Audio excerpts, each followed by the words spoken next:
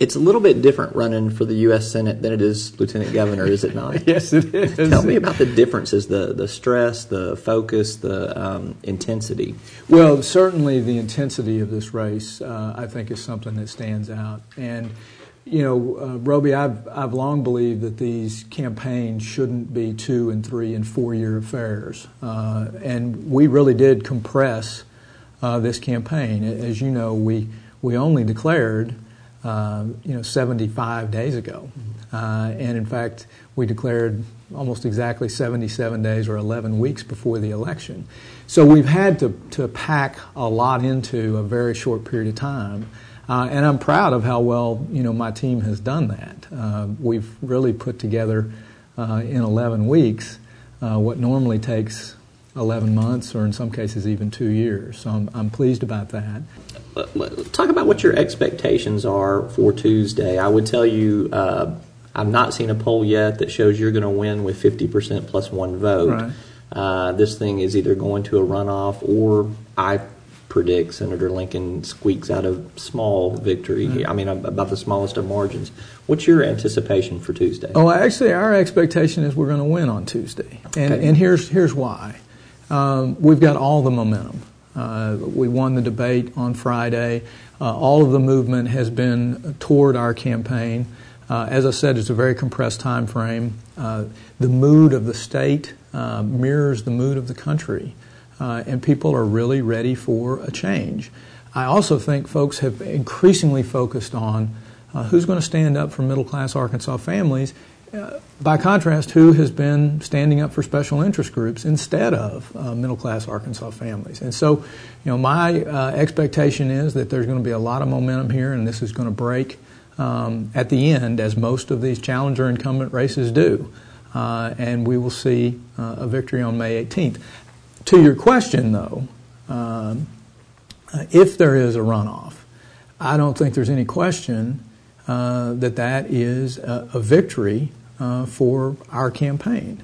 The idea that a two-term sitting Democratic senator can't get above 50% in her own party primary, I think will send a real message that that candidate is not the best general election candidate. I also believe that runoffs, as you know, are different in the sense that there's 3 more weeks of time. 3 more weeks on top of 11 weeks is a big addition of time. 3 more weeks on top of 11 years or 16 years is not that big an increment of time. When you are in a heated campaign like this, you get to learn a lot about your opponents. You see them on the campaign trail, you have interaction with them. Obviously, there's the fight that goes back and forth. Tell me kind of what you think personally of D.C. Morrison. I think he's having a good time. I think he's quick with a joke. I guess I heard from you before the broadcast that maybe he'd been thinking about this running a little longer than people expect. Mm-hmm. But look, I've enjoyed my time with him. Really, we haven't seen D.C. on the campaign trail. There's only one time that I've seen him outside of the debate context.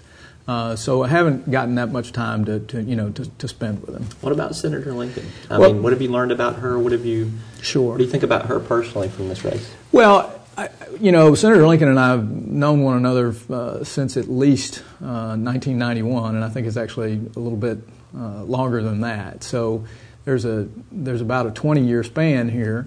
And I would say clearly our personal relationship was a lot better before this race. But I do think that Senator Lincoln is a terrific mom. I think she's done a remarkable job balancing raising 2 boys while maintaining a public life. I don't, and I've said this before, I don't really appreciate the sort of tone of the campaign. I have talked to a lot of candidates over the years. One of the things that you always come to at the conclusion of a campaign is you got to look in the mirror the day after an election and say, I gave it my best shot, number one, and number two, I hope I didn't do anything that I regret. Mm-hmm.